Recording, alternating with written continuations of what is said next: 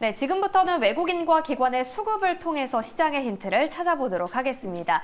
수급의 참견 시간이고요. 오늘의 프로 참견러로 소녀로 프라임 리서치, 퍼스트 프라임 리서치 팀장과 함께하겠습니다. 팀장님 안녕하세요. 네, 안녕하십니까. 네, 먼저 외국인의 수급 동향부터 빠르게 살펴보도록 하겠습니다. 순매수 탑10인데요. 어제 중국의 대규모 경기 부양책으로 인해서 중국 관련주들이 많이 보입니다. 그 중에서도 중국 비중이 높은 화장품 기업들, LG생활건강, 코스맥스, 그리고 아모레퍼시픽까지 담아가고 있고요. 이 중에서도 LG생활건강을 가장 많이 매수하고 있습니다. 자, 그리고 SK하이닉스 기관은 오늘 좀 팔고 있고, 그리고 SK하이닉스에 대한 매수세를 외국인은 나타내고 있고요. 그리고 구리와 방산 관련주인 풍산, 하나금융지주, HD현대인프라코어, 페노션 순으로 담고 있고 음식료 기업 중에서는 오리온을 가장 많이 매수하고 있습니다. 자, 팀장님. 중국의 경기 부양으로 인해서 LG생활건강, 아모레퍼시픽 등 이 중국 비중이 높은 화장품주 담고 있는데 LG생활건강을 가장 많이 사고 있어요. 이제 반격의 시작일까요? 네, 그렇다고 볼 수 있을 것 같습니다. 하지만 화장품에 대해서는 3분기에 실적이 잘 나오는지를 보고 드라이빙을 걸어보는 게 중요할 것 같다고 판단됩니다. 우선 중국 같은 경우는 올해 3월 달에 LPR을 우선적으로 기준금리 인하했었죠. 그때 분명히 그때도 화장품 관련 종목들이 실적이 잘 나올 것이다 라고 예상했었습니다. 하지만 확실하게 우리가 LG생활건강도 있고 아모레퍼시픽도 있고 코스맥스나 코스메카 코리아 이런 종목들을 봤을 때 확실히 중국보다는 미국의 매출 비중이 높은 기업들 실적이 잘 나왔어요. 그래서 물론 중국에서 정말 큰맘 먹고 지급 준비율을 인하해가지고 유동성을 자극해가지고 국내 화장품 관련 종목들의 실적을 촉진을 하겠다. 이런 부분에 대해서 저는 의심을 하지 않겠습니다.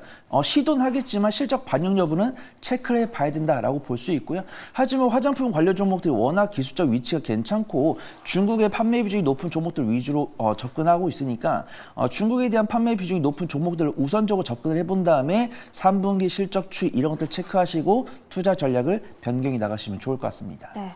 다음으로 금융주에 대한 질문 드려볼게요. 하나금융지주 어제 밸류업 지수에 미편입이 됐거든요. 그런데 외국인은 사고 있어요. 이유가 뭘까요? 네, 우선 저는 하나금융 지주랑 KB금융이 이 밸류업 지수에 이제 들어가지 못한 것에 대해서 굉장히 충격을 먹었습니다. 왜냐하면 KB금융과 하나금융 지주가 이 주주환원 정책을 가장 적극적으로 진행한 금융주 중에 하나였기 때문이죠. 하지만 사례를 보니까 납득할 수 있었지만 6개월 뒤에는 반드시 KB금융과 하나금융 지주가 지수에 편입될 거다라고 보고 있습니다. 이 기준을 보면은 ROE가 8% 이상이다가 PBR이 1이 넘어야 됩니다. 이 1을 못 넘은 거죠. 이 KB금융이나 하나금융 지주가 주주환원 정책을 적극적으로 진행하기 전에 PBR이 사실 0.5가 안 됐습니다. 지금 주주환원 정책하면서 자사주를 매입을 해서 소각을 하면서 PBR을 0.8까지 끌어올렸죠. 근데 이 1이 안 된다는 이유만으로 편입이 불발된 것입니다. 결코 KB금융과 하나금융 지주가 이용만 당한 것이 아니라 주주환원 정책을 했으나 이제 조건이 미달하지 못했고 앞으로 6개월마다 꾸준하게 수정이 될 거기 때문에 그 부분을 좀 염두에 보면 좋다고 판단되고 있고요.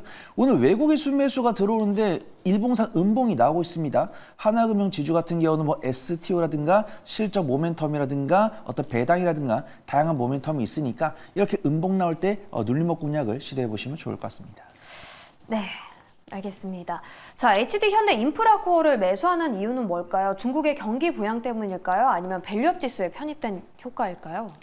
일단 좀 다양한 모멘텀 들 수 있는데 가장 큰 것은 밸류업 편입 이슈가 될 수도 있고 밸류업 이슈가 40%, 그다음에 중국 경기 부양 40%, 그다음에 실적 개선 및 어떤 정책에 대한 기대감이 20% 있는 것 같습니다.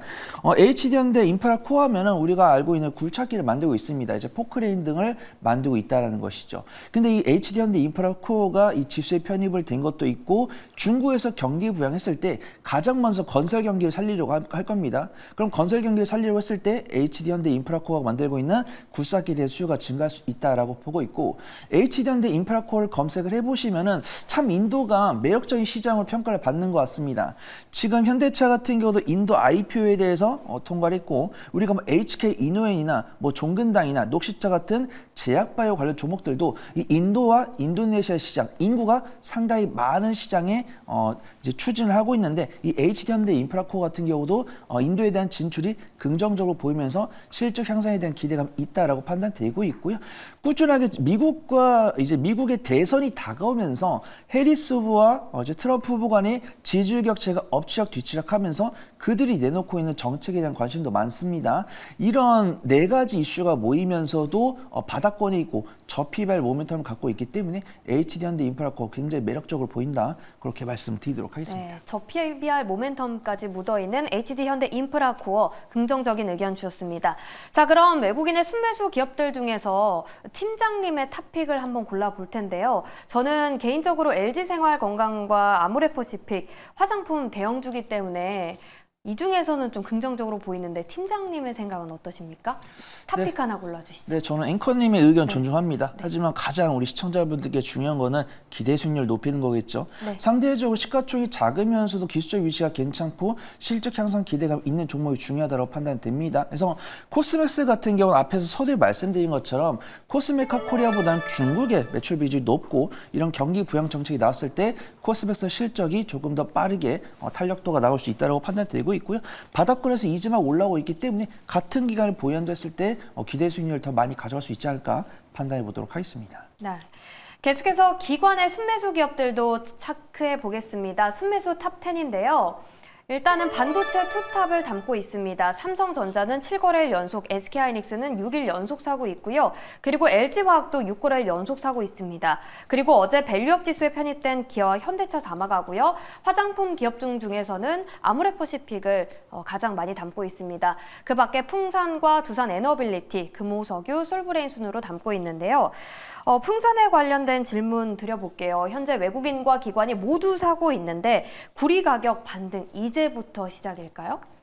그렇습니다. 중국의 경기 부양책이 나오면서 가장 크게 움직이고 있는 원자재는 구리가 아닐까 판단됩니다. 유가랑 가스 같은 경우는 워낙 지정학적 리스크도 나왔기 때문에 단기적이 빠르게 올라왔다고 한다면 구리 가격 같은 경우는 정말 아무도 모르게 거의 10거래일 가까이 올라가는 모습입니다. 그러다가 경기 부양책이 나오니까 특히 오늘 구리가격이 강하게 반등을 하더라고요. 그런 관점에서 구리와 관련된 종목들이 많지만 그중에서 실적이 정말 반영이 되는 종목들, 이구산업이랑 KBI 메탈도 참 좋지만 이 구리 가격이 상승했을 때 가장 큰 낙수 효과를 얻을 수 있는 종목은 풍산이다. 그렇게 판단을 하고 있습니다. 근데 이 풍산이 주로 만들고 있는 부분들이 방산 부분이기 때문에 방산 관련에 대해서는 중요성은 좀 강하게 말씀드려도 모자라지 않을 것 같아요. 그래서 풍산 같은 경우는 안정적 실적을 갖고 있고 구리 가격 인상에 대한 기대감, 실적 향상에 대한 기대감, 그다음에 경기 부양에 대한 기대감, 그다음에 방위 산업에 대한 기대감으로 거기다 저PBR 모멘텀까지 있습니다. 그래서 5박자까지 꾸준히 갇히고 있고 지금 풍산 같은 경우는 기술적 바닥이 좀 박스권 중단부에 있죠. 박스권 중단부에 있으면서 외국인과 기관의 쌍끌 순매수에 들어오면서 다시 한 번 더 추이를 만들기 시작했으니까 나는 좀 안정적인 원자재 관련주, 방산 관련 종목들 규제에서 좋은 거 없을까요? 라고 하신 분들은 풍산 유심히 지켜보시면 좋을 것 같습니다. 네. 계속해서 솔브레인 좀 질문 좀 드려볼까 하는데요. 솔브레인 오늘 왜 사는 거예요? 네, 뉴스가 나왔더라고요. 일단 반도체 소재 관련 기업이기 때문에 반도체 업황 개선에 대한 기대감으로 매수세가 들어올 수 있다고 판단됩니다.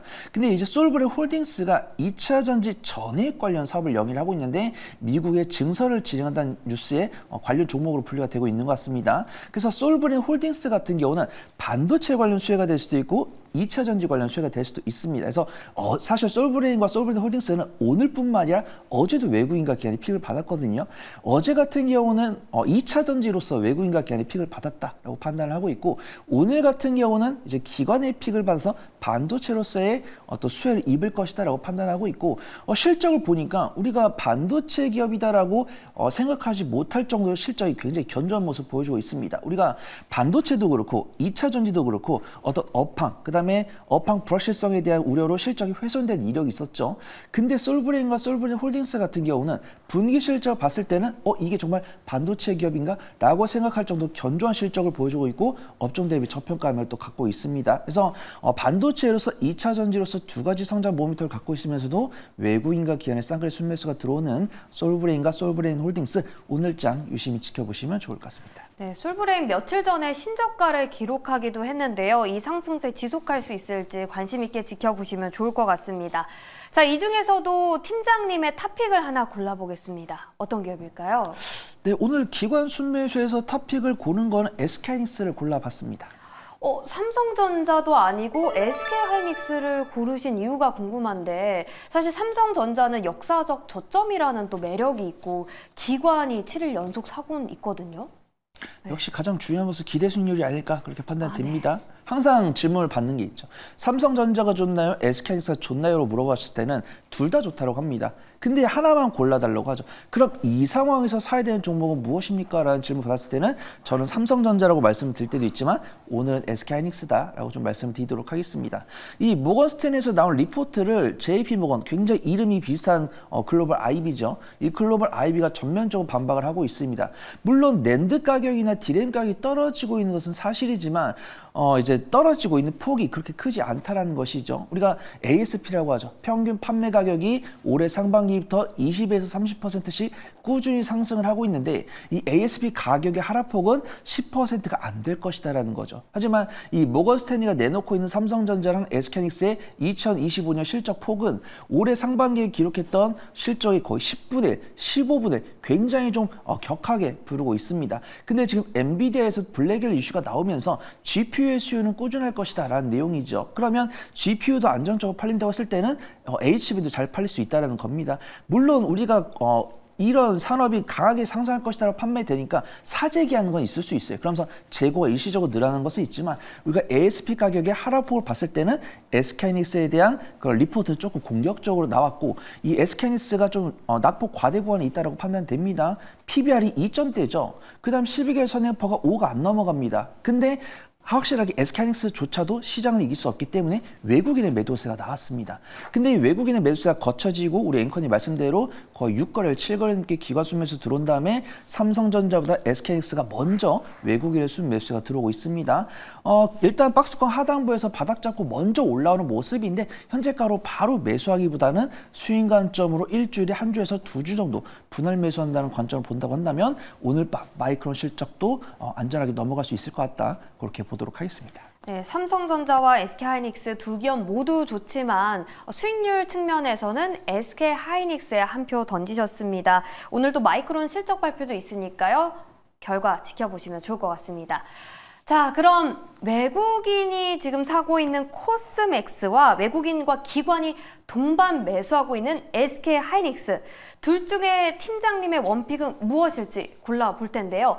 화장품 ODM 기업과 그리고 반도체 HBM 대장주의 대결입니다. 골라주시죠. 네, 저는 코스맥스 골라보도록 하겠습니다. 그러면 반도체보다는 현 시점에서는 화장품 업종 자체가 더 좋게 보시는 건지 아니면 개별 종목의 싸움이라고 봐야 할지요? 네, 우선 화장품 관련 종목들은 소외가 되었다가 주목을 받은 게 아마 어제 오후부터라고 판단되고 있고요. 이제 반도체 같은 경우는 소외를 받다가 주목을 받은 지가 한 3일은 정도 된 것 같습니다. 대형주, 대장급 종목들 위주로 저번 주 수요일부터 이제 추석 이후부터 주목을 받았고 이제 중소형주로 이제 순환매가 들어가는 모습입니다. SK하이닉스 같은 경우는 오늘 마이크론 실적 발표도 있고 키옥시아가 이제 상장을 철회했죠. 근데 상장 철회에 대한 영향력은 아직 없는 것 같습니다. 하지만 SK하이닉스는 굳이 오늘이 아니더라도 다음 주에 공략을 하더라도 안정적으로 실적을 낼 수 있다고 판단되고 있고요. 코스맥스 같은 경우는 경기 부양에 대한 기대감이 나왔고 단기적인 변동성이 나왔고 올해 3분기 실적이 개선이 될지 안 될지 미지수이기 때문에 우선 코스맥스를 가지고 수익을 본 다음에 코스맥스에서 수익 보고 나온 자금으로 SK하이닉스를 공략해도 늦지 않을 것 같다. 그렇게 소개를 드리도록 하겠습니다. 네, 가격 전략도 한번 짜볼게요. 네, 우선 코스맥스 같은 경우는 제가 매수가는 13만 5천 원 정도 말씀을 드리고요. 13만 5천 이하로 분할 매수 해보시면 좋을 것 같습니다. 손절가는 12만 8천 원, 1차 목표가는 14만 9천 원 잡고서 수익 관점을 2주 정도 지켜보시면 좋을 것 같습니다. 네, 이렇게 소녀로 팀장님과 오늘장 수급을 참견해봤습니다. 일단 외국인의 탑픽은 코스맥스였고요. 기관의 탑픽은 SK하이닉스였는데 이 중에서 외국인만 사고 있는 코스맥스에 손을 들어줬습니다. 잘 기억해 보시기 바라겠습니다. 자, 오늘 손여로 팀장님과 수급을 참견해봤습니다. 오늘 말씀 고맙습니다. 감사합니다.